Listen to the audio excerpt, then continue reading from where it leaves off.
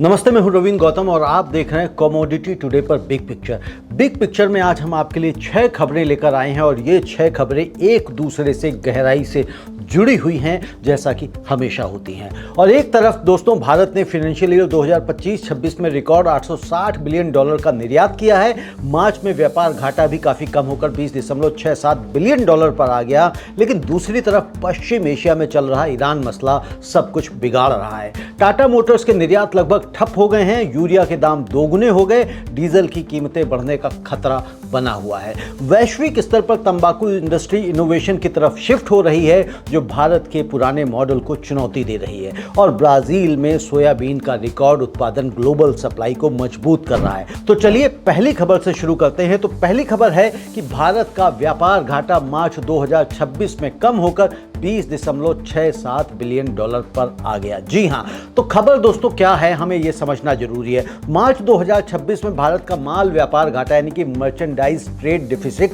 काफी संकुचित होकर $20.67 बिलियन पर आ गया है। यह 9 महीनों का सबसे कम स्तर है और बाजार की उम्मीद $32 बिलियन के आसपास की है। यह भी बहुत बेहतर है। निर्यात फरवरी के मुकाबले बढ़कर $38.92 बिलियन का हो गया, जबकि आयात गिरकर $59.59 बिलियन रह गया। खास बात यहां पर यह है कि अमेरिका को निर्यात में तेज उछाल आया है, जबकि क्रूड ऑयल और सोने जैसे आयात कम हुए हैं। लेकिन पश्चिम एशिया यानी कि मिडिल ईस्ट में संघर्ष के कारण उस क्षेत्र में निर्यात 57.95% गिर गया। पूरा फाइनेंशियल ईयर 25-26 में माल व्यापार घाटा बढ़कर $333.2 बिलियन का हो गया, जो पिछले साल से ज्यादा है। दोस्तों, व्यापार घाटा तब कम होता है जब आयात निर्यात से कम हो, और मार्च में निर्यात पिछले साल के मुकाबले 7.44% गिर गया, यानी कि $42.05 बिलियन से $38.92 बिलियन। लेकिन आयात 6.5% गिरा, $63.74 बिलियन से $59.59 बिलियन पर आया। नतीजा, घाटा $20.67 बिलियन पर आ गया। अमेरिका के साथ टैरिफ कटौती और बेहतर संबंधों से वहां निर्यात बढ़ा, लेकिन ईरान से जुड़े संघर्ष ने रेड सी और हॉर्मुज स्ट्रेट जैसे रूट्स प्रभावित कर दिए और पश्चिम एशिया को निर्यात 57.95% गिरकर $2.5 बिलियन रह गया। आयात 51.64% गिरकर $8.7 बिलियन। पूरा साल अगर आप देखें तो माल निर्यात सिर्फ 0.93% बढ़कर $441.78 बिलियन हुआ, जबकि आयात ज्यादा बढ़ा। सेवाओं ने बूस्ट दिया, जिससे कुल निर्यात गुड्स प्लस सर्विसेज को अगर हम जोड़ दें तो ये $860 बिलियन पहुंच गया। लेकिन संघर्ष मार्च से शुरू होने के बाद अप्रैल में भी लॉजिस्टिकल प्रॉब्लम्स बनी रहेंगी। कॉमर्शियल सेक्रेटरी राजेश अग्रवाल ने कहा कि एक्सपोर्ट सेक्टर जल्दी एडजस्ट कर लेता है, लेकिन अप्रैल टफ महीना होगा। गोल्ड, सिल्वर, एनर्जी आयात ने फाइनेंशियल ईयर 2025-26 में घाटा बढ़ाया है। इसका इंपैक्ट क्या होगा? तो शॉर्ट टर्म में अच्छी खबर है, घाटा कम होने से रुपया स्थिर रह सकता है, करंट अकाउंट बैलेंस पर दबाव कम होगा, लेकिन लॉन्ग टर्म में खतरा है। पश्चिम एशिया से तेल आयात प्रभावित होने से पेट्रोल डीजल की कीमतें बढ़ सकती हैं, जो ट्रांसपोर्ट और महंगाई को बढ़ाएगी। निर्यातक खासकर छोटे मध्यम नए रूट्स ढूंढ रहे हैं, जैसे अफ्रीका, यूरोप या लंबे समुद्री रास्ते। इससे शिपिंग कॉस्ट 20 से 30% बढ़ सकती है। ऑटो, टेक्सटाइल, इंजीनियरिंग सेक्टर पर असर पड़ेगा। अगर संघर्ष 2-3 महीने और चला तो क्वार्टर 1 फाइनेंशियल ईयर 26-27 में निर्यात ग्रोथ स्लो हो सकती है।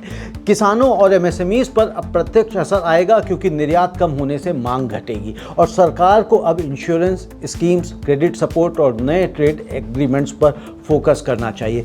कुल मिलाकर ये दिखाता है कि भारत की व्यापार मजबूती बाहरी शॉक्स से अभी पूरी तरह से सुरक्षित नहीं है। अब बढ़ते हैं दूसरी खबर की तरफ। पीयूष गोयल ने कहा है कि फाइनेंशियल ईयर 2025-26 में भारत का कुल निर्यात रिकॉर्ड $860 बिलियन पर पहुंच गया है। जी हां, वाणिज्य मंत्री पीयूष गोयल ने घोषणा की है कि फाइनेंशियल ईयर 25-26 में भारत का कुल निर्यात माल प्लस सेवाएं यानी कि goods plus services record $860.09 billion हो गई हैं। पिछले साल के 825.26 बिलियन से 4.22% ज्यादा। माल निर्यात $441.78 $8 बिलियन रहा, यानी कि 0.93% की बढ़ोतरी, जबकि सर्विसेज ने इसमें मेजर कंट्रीब्यूशन दिया है। मंत्री महोदय ने कहा है कि ग्लोबल चैलेंजेस के बावजूद ये उपलब्धि आसान व्यापार, नो ट्रेड एग्रीमेंट्स और ग्लोबल प्रेजेंस की वजह से हुई। उद्योग जगत उम्मीद कर रहा है कि अगले साल $1 ट्रिलियन पार हो जाए। जी हां दोस्तों, ये एक बड़ी उपलब्धि होगी और ये उपलब्धि सच में बड़ी है, क्योंकि फाइनेंशियल ईयर 2025-26 में पहले 11 महीने मजबूत रहे। Electronics, engineering goods, pharma, IT सेवाएं बढ़ी। No trade agreements Australia, UAE, UK आदि के साथ जो हुए, उन्होंने नए बाजार खोले। ईज ऑफ डूइंग बिजनेस में सुधार, digital export platforms, PLI schemes ने एमएसएमईज को सपोर्ट किया। लेकिन मार्च में संघर्ष ने निर्यात को 7.6% गिरा दिया। अगर मार्च ना गिरता तो कुल आंकड़ा और बेहतर होता। सर्विसेज की अगर हम बात करें तो सॉफ्टवेयर, बीपीओ, टूरिज्म ने $418 बिलियन के आसपास का योगदान दिया है। और अगर हम गुड्स की बात कर रहे हैं तो गुड्स में इलेक्ट्रॉनिक्स और इंजीनियरिंग अच्छा रहा, लेकिन गोल्ड, सिल्वर आयात बढ़ने से घाटा फैला। ग्लोबल हेडविंड्स की अगर हम बात करें तो महंगाई, रिसेशन फियर, रेड सी डिसरप्शन के बावजूद भारत ने रेजिलियंस दिखाया है। अब अगर आप इसका इंपैक्ट देखें दोस्तों, पॉजिटिव साइड अगर आप देखें इसकी, तो लाखों युवाओं को रोजगार मिला, एमएसएमईज की इनकम बढ़ी, फॉरेन एक्सचेंज रिजर्व मजबूत हुआ, कंपनियां जैसे टाटा, रिलायंस, इन्फोसिस को बूस्ट मिला। लेकिन नेगेटिव अगर देखें तो गुड्स एक्सपोर्ट अभी भी कमजोर रहा, सिर्फ 1% की ग्रोथ, वो भी लगभग। अगर पश्चिम एशिया तनाव बढ़ा तो अप्रैल से जून में निर्यात 10 से 15% तक प्रभावित हो सकता है। सरकार को और ट्रेड डील्स करनी होंगी, यूरोपियन यूनियन और यूके को फाइनल करना चाहिए, निर्यातकों को logistic support, export credit guarantee scheme मजबूत करनी होगी। आम आदमी के लिए ज़्यादा निर्यात से अर्थव्यवस्था तेज चलेगी, लेकिन महंगाई अगर बढ़ी तो दिक्कत। कुल मिलाकर ये मील का पत्थर है, लेकिन बाहरी रिस्क से बचाव जरूरी है। अब बढ़ते हैं तीसरी खबर की तरफ। तीसरी खबर है ग्लोबल तंबाकू इंडस्ट्री इनोवेशन फ्रेंडली मार्केट्स की तरफ शिफ्ट हो रही है और ये भारत को चुनौती है। जी हां दोस्तों, दुनिया भर में तंबाकू इंडस्ट्री अब इंटीग्रेटेड मैन्युफैक्चरिंग हब्स की तरफ जा रही, जहां एफडीआई आसान हो, इनोवेशन यानी कि हीटेड टोबैको, निकोटिन प्रोडक्ट्स को सपोर्ट मिले। कंपनियां रॉ लीफ के बजाय प्रोडक्शन सेंटर्स के पास सोर्सिंग कर रही हैं ताकि कॉस्ट कम हो। भारत मुख्य रूप से रॉ टोबैको लीफ निर्यात करता है, वॉल्यूम में 9% और वैल्यू में सिर्फ 6%। सख्त नियम और एफडीआई पाबंदियों से हम हाई वैल्यू सेगमेंट में पिछड़ रहे हैं। एक्सपर्ट्स कहते हैं कि पॉलिसी रिफॉर्म से मैन्युफैक्चरिंग और रेगुलेटेड इनोवेशन को बढ़ावा दें तो भारत बच सकता है। दोस्तों, भारत दुनिया का दूसरा सबसे बड़ा तंबाकू उत्पादक देश है। लाखों किसान खासकर आंध्र प्रदेश, कर्नाटक और गुजरात के फ्लू क्योर्ड वर्जीनिया यानी कि एफसीवी तंबाकू उगाते हैं। लेकिन ग्लोबल शिफ्ट में कंपनियां Philip Morris, British American tobacco जहां उगता हो ऐसे देशों को चुन रही हैं, जहां प्रोडक्ट डेवलपमेंट आसान हो, जैसे कुछ यूरोपीय या एशियाई हब। भारत में पब्लिक हेल्थ कानून COTPA सख्त है जो इनोवेशन रोकते हैं। अगर हम रॉ लीफ पर अटके रहे तो मार्जिन कम रहेंगे। वैल्यू एडिशन की बात करें हम दोस्तों, प्रोसेसिंग, निकोटिन एक्सट्रैक्ट, इनसे आय दोगुनी हो सकती है। हाल में एफसीवी कैप्स से किसानों की इनकम बढ़ी 124 से 280 रुपए प्रति किलो, लेकिन लंबे समय में डाइवर्सिफिकेशन जरूरी है। अब हम ये देखते हैं कि इसका इंपैक्ट क्या पड़ता है। तो 4.5 करोड़ से ज्यादा लोग, किसान, बीड़ी वर्कर्स, ट्रेडर्स इस सेक्टर पर निर्भर हैं। निर्यात घटा तो आय कम होगी और उससे बेरोजगारी बढ़ेगी, लेकिन अवसर भी हैं। North eastern tobacco pharma grade nicotine में अगर एंटर करे, सरकार क्रॉप डाइवर्सिफिकेशन प्रोग्राम चला रही है, मक्का, कपास, आलू जैसी फसलें। स्वास्थ्य वर्सेस अर्थव्यवस्था का बैलेंस मुश्किल है। अगर रिफॉर्म्स हुए तो भारत वैल्यू चेन में ऊपर जा सकता है, नहीं तो प्राइस टेकर बना रहेगा। अब बढ़ते हैं चौथी खबर की तरफ, और चौथी खबर कहती है कि पश्चिम एशिया संघर्ष से टाटा मोटर्स के निर्यात ठप हुए। जी हां दोस्तों, पश्चिम एशिया संघर्ष ने टाटा मोटर्स के मिडिल ईस्ट निर्यात को लगभग रोक दिया है। शिपिंग ब्लॉकेट्स और जहाजों की आवाजाही बंद होने से शिपमेंट्स रुक गए हैं। कंपनी ने कहा है कि यह तुरंत और लॉजिस्टिकल समस्या है।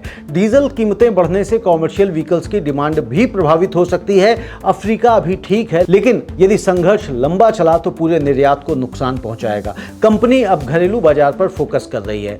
दोस्तों, भारतीय ऑटो सेक्टर निर्यात में मिडिल ईस्ट बड़ा बाजार है, 1.6 से 1.7 लाख यूनिट्स सालाना। संघर्ष ने रेड सी रूट प्रभावित किए हैं। जहाज अब लंबा रास्ता ले रहे हैं, कॉस्ट 2 से 3 गुना ज़्यादा हो गई है और टाटा जैसी कंपनियां कॉमर्शियल व्हीकल्स, कार्स, कंपोनेंट्स जो भेजती हैं, एसीएमए के मुताबिक ऑटो कंपोनेंट्स निर्यात भी $7 बिलियन प्रभावित हुआ है। इसका इम्पैक्ट क्या है? तो टाटा मोटर्स को शॉर्ट टर्म नुकसान, लेकिन बड़ी कंपनी होने से वो डाइवर्सिफाई कर सकती है, जबकि छोटी कंपनियां ज़्यादा परेशान हैं। जॉब्स, प्रोडक्शन चेन प्रभावित, डीजल महंगा होने से ट्रक ऑपरेटर्स की कॉस्ट बढ़ेगी, जिससे माल ढुलाई महंगी होगी और उससे महंगाई बढ़ेगी। पूरे ऑटो सेक्टर को नए मार्केट्स लैटिन अमेरिका, एशियान देशों में ढूंढने ही पड़ेंगे, क्योंकि अदरवाइज कोई इसका हल नहीं है। अब हम बढ़ते हैं 5वीं खबर की तरफ। तो भारत को यूरिया आयात के महंगे ऑफर्स मिले हैं, $935 से $959 प्रति टन। जी हां दोस्तों, भारत ने ग्लोबल टेंडर में यूरिया के ऑफर्स 935 से $959 प्रति टन पाए हैं, जो 2 महीने पहले के $500 के मुकाबले लगभग 2 गुने हैं। संघर्ष से ग्लोबल सप्लाई टाइट हुई है। भारत 2.5 मिलियन टन मंगाने की कोशिश कर रहा है बुआई सीजन के लिए, और इससे क्या होगा दोस्तों? इससे सब्सिडी का बोझ बढ़ेगा। जी हाँ दोस्तों, भारत दुनिया का सबसे बड़ा यूरिया आयातक है। घरेलू प्रोडक्शन बढ़ रहा है। अप्रैल में 11% का जंप आया, लेकिन अभी आयात जरूरी है। गैस सप्लाई और शिपिंग डिस्ट्रप्शन से दाम बढ़ गए हैं। आईपीएल को 5.6 मिलियन टन के ऑफर्स आए हैं। अब इसका अगर आप इंपैक्ट देखेंगे तो किसानों के लिए खाद महंगी, मतलब फसल लागत बढ़ेगी, उत्पादन प्रभावित होगा। सरकार की सब्सिडी फाइनेंशियल ईयर 2026-27 में हजारों करोड़ ज़्यादा आएगी, और इस सब से खाने पीने की चीज़ें महंगी हो जाएंगी, यानी कि महंगाई बढ़ जाएगी। सरकार को चाहिए कि लंबे समय में घरेलू प्लांट्स बढ़ाएं। नैनो यूरिया, ऑर्गेनिक अल्टरनेटिव्स पर हमारा फोकस होना चाहिए, क्योंकि हम जब तक डिपेंडेंट बने रहेंगे तब तक हमें इन समस्याओं से दो चार होते रहना पड़ेगा। तो इसलिए अल्टरनेटिव्स बहुत जरूरी हैं। दोस्तों, बढ़ते हैं अगली खबर की तरफ, यानी कि 6ठी खबर की तरफ, और आज के प्रोग्राम की अंतिम खबर। ब्राजील में सोयाबीन उत्पादन रिकॉर्ड स्तर पर पहुंच गया है। जी हां दोस्तों, ब्राजील में 2025-26 में सोयाबीन आउटपुट रिकॉर्ड 6.5 से 6.7 बिलियन बुशल्स पहुंचने वाला है। अच्छा मौसम, ज़्यादा एरिया, बेहतर प्रैक्टिसेस की वजह से ये टारगेट उनका अचीव हुआ है, ये आउटपुट निकल कर आया है, और इससे ग्लोबल सप्लाई बढ़ेगी, कीमतें कम हो सकती हैं, और चीन की डिमांड इसमें प्रमुख है। दोस्तों, ब्राज़ील दुनिया का नंबर 1 प्रोड्यूसर है। क्रशिंग भी रिकॉर्ड स्तर पर 61.5 मिलियन टन, लेकिन लॉजिस्टिक्स चैलेंजेस जरूर हैं। दोस्तों, इसका प्रभाव देखें अगर हम, तो भारत जैसे आयातकों के लिए कीमतें स्थिर रह सकती हैं, कीमतें कम भी हो सकती हैं। पशु आहार, ऑयल सस्ता मिलेगा, लेकिन भारतीय सोयाबीन किसानों को कंपटीशन मिलेगा। ग्लोबल फूड सिक्योरिटी बेहतर होगी। दोस्तों, बिग पिक्चर एनालिसिस देखते हैं कि क्या कहता है। तो दोस्तों, ये 6 खबरें मिलकर एक बड़ी कहानी कहती हैं। भारत ने $860 बिलियन निर्यात का रिकॉर्ड बनाया, ये ताकत है। Trade agreements, PLI, digital policy काम कर रही हैं। मार्च में घाटा कम होना राहत देता है, लेकिन पश्चिम एशिया संघर्ष एक बड़ा रिस्क है। तेल, यूरिया, शिपिंग, ऑटो, निर्यात सब प्रभावित हैं। ये दिखाता है कि जियोपॉलिटिकल व्यापार को कितना जल्दी बदल सकती हैं। भारत को डाइवर्सिफाई करना होगा। अफ्रीका, लैटिन अमेरिका, नए कॉरिडोर, आईएमईसी आदि को खोलना होगा, देखना होगा, और घरेलू उत्पादन हमें बढ़ाना होगा, यूरिया, तेल रिफाइनिंग इत्यादि का। तंबाकू में इनोवेशन और वैल्यू एडिशन जरूरी है। ब्राजील वाली खबर याद दिलाती है कि ग्लोबल सप्लाई चेन अनप्रेडिक्टेबल है। दोस्तों, भारत रेजिलिएंट है, लेकिन तैयार रहना होगा। सरकार, उद्योग, किसान मिलकर काम करें। ज़्यादा trade deals, logistics investment, innovation, crop diversification. अगर संघर्ष लंबा चला तो महंगाई, फिस्कल डिफिसिट बढ़ सकता है, लेकिन सही कदमों से हम $1 ट्रिलियन टारगेट हासिल कर सकते हैं और आत्मनिर्भर प्लस ग्लोबल प्लेयर बन सकते हैं। ये बिग पिक्चर हमें सिखाता है, जी हाँ, लोकल स्ट्रेंथ को ग्लोबल रिस्क से बचाना पड़ेगा। धन्यवाद, नमस्ते।